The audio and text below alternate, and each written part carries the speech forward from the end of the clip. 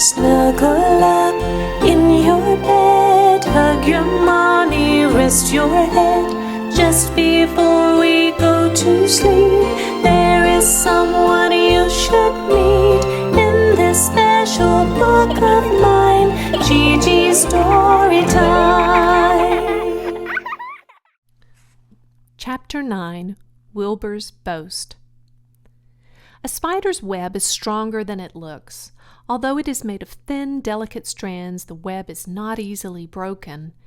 However, a web gets torn every day by the insects that kick around in it, and a spider must rebuild it when it gets full of holes. Charlotte liked to do her weaving during the late afternoon, and Fern liked to sit nearby and watch. One afternoon, she heard a most interesting conversation and witnessed a strange event.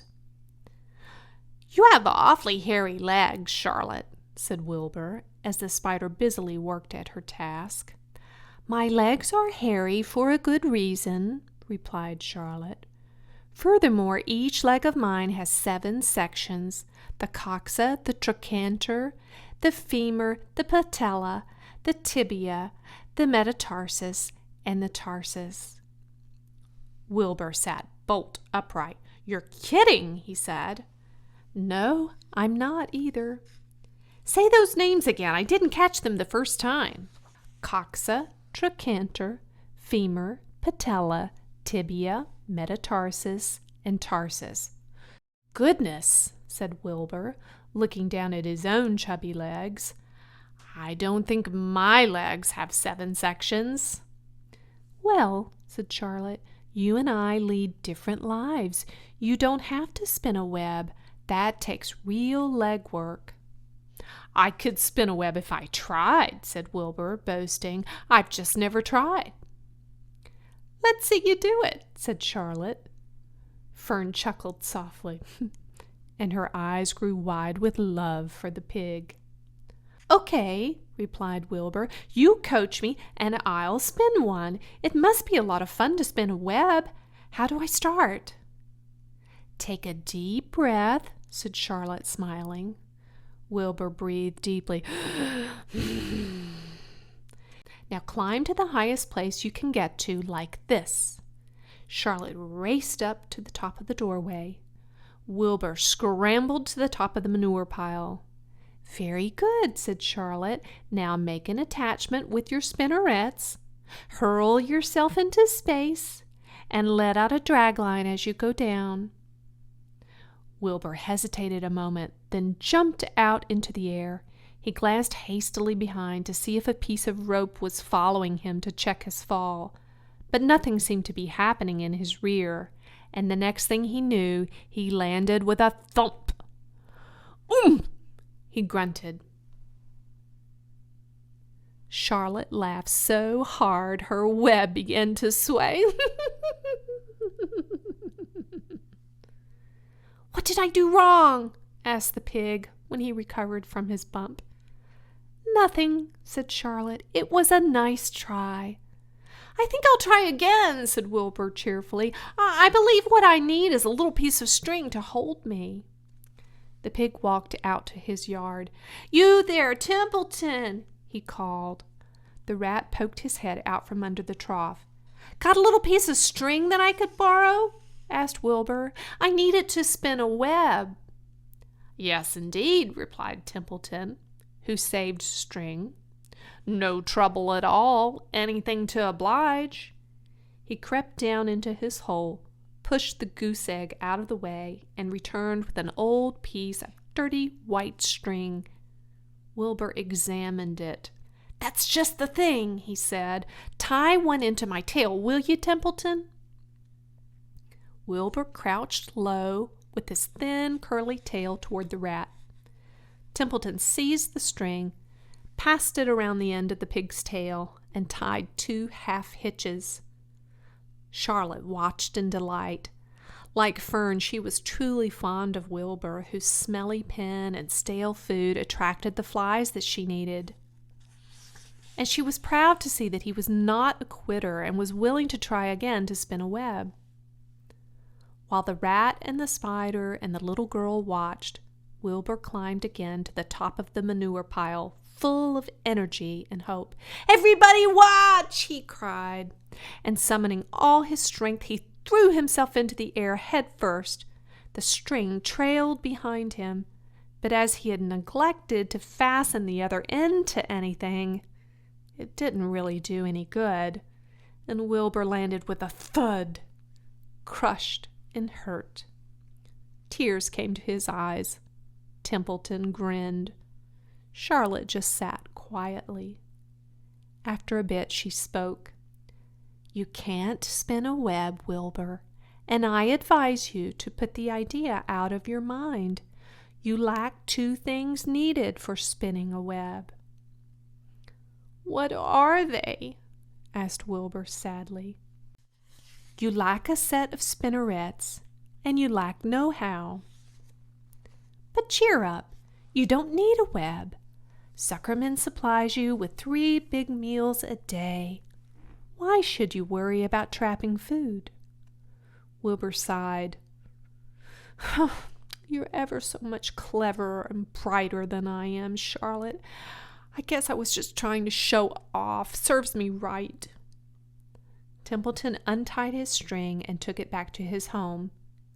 Charlotte returned to her weaving.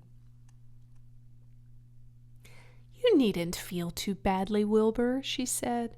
"Not many creatures can spin webs. Even men aren't as good at it as spiders, although they think they're pretty good, and they'll try anything. Did you ever hear of the Queensboro Bridge?" Wilbur shook his head. "Is it a web?" "Sort of," replied Charlotte. "But do you know how long it took men to build it? 8 whole years. My goodness, I would have starved to death waiting that long. I can make a web in a single evening." "What do people catch in the Queensboro Bridge? Bugs?" asked Wilbur. "No," said Charlotte, "they don't catch anything. They just keep trotting back and forth across the bridge, thinking there is something better on the other side. If they'd hang head down at the top of the thing and wait quietly, maybe something good would come along. But no, with men it's rush, rush, rush every minute. I'm glad I'm a sedentary spider." "What does sedentary mean?" asked Wilbur. "Means I sit still a good part of the time and don't go wandering all over creation. I know a good thing when I see it, and my web is a good thing. I stay put and wait for what comes. Gives me a chance to think." "Well, I'm sort of sedentary myself, I guess," said the pig. "I have to hang around here whether I want to or not. You know where I'd really like to be this evening?" "Where?" "In a forest, looking for beechnuts and truffles and delectable roots, and pushing leaves aside with my wonderful strong nose, searching and sniffing along the ground, smelling, smelling, smelling." "You smell just the way you are," remarked a lamb who had just walked in. "I can smell you from here. You're the smelliest creature in this place."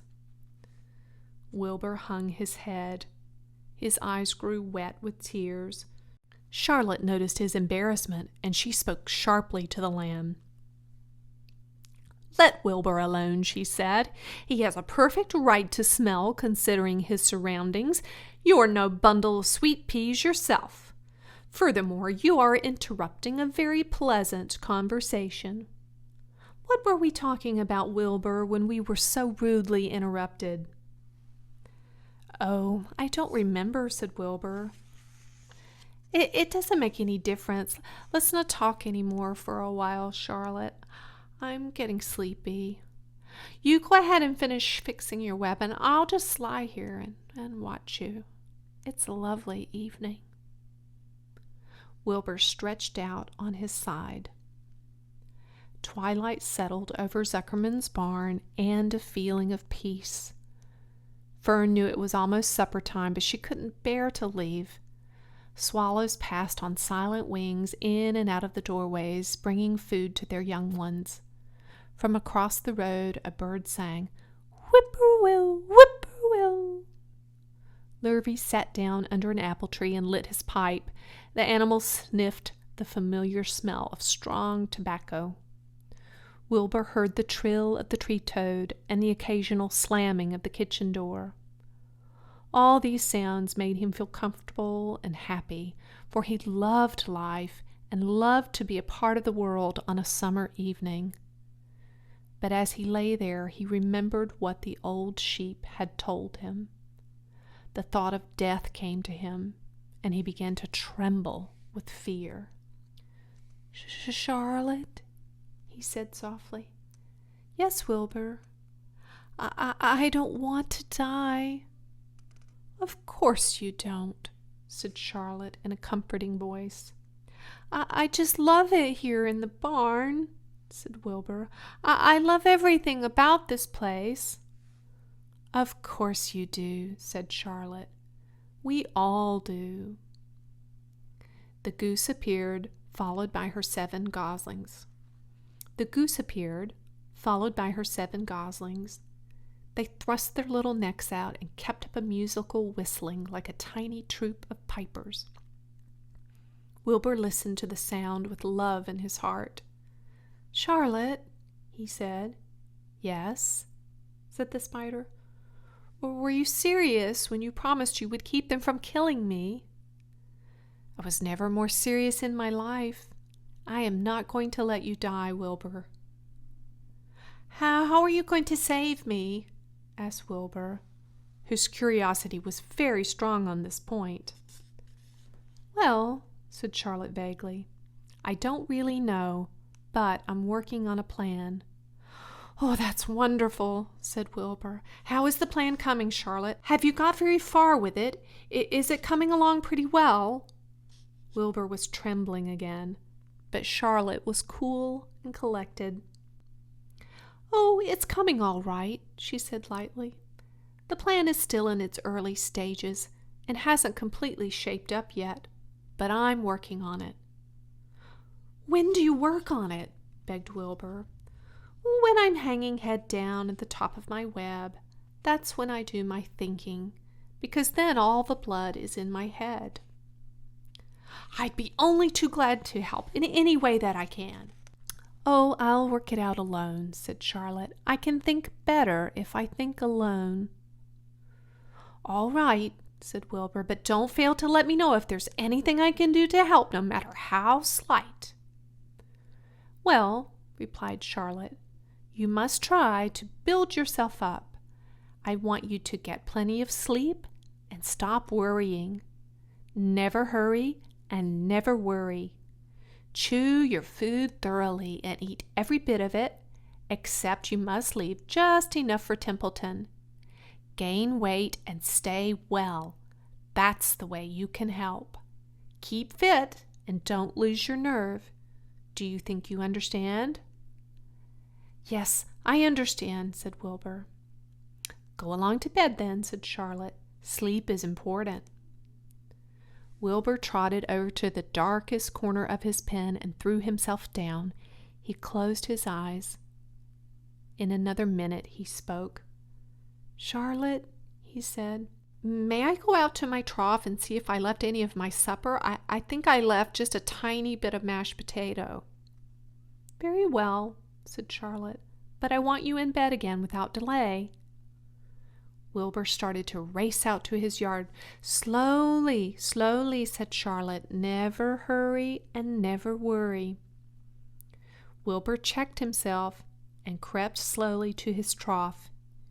He found a bit of potato, chewed it carefully, swallowed it, and walked back to bed. He closed his eyes and was silent for a while. "Charlotte," he said in a whisper. "Yes?" "May I get a drink of milk? I think there are a few drops of milk left in my trough."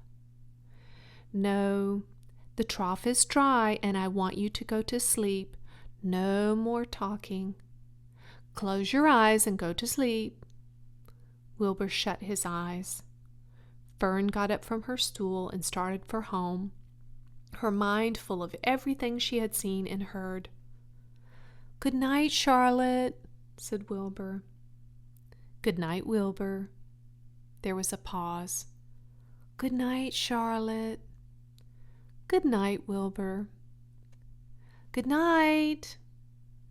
"Good night."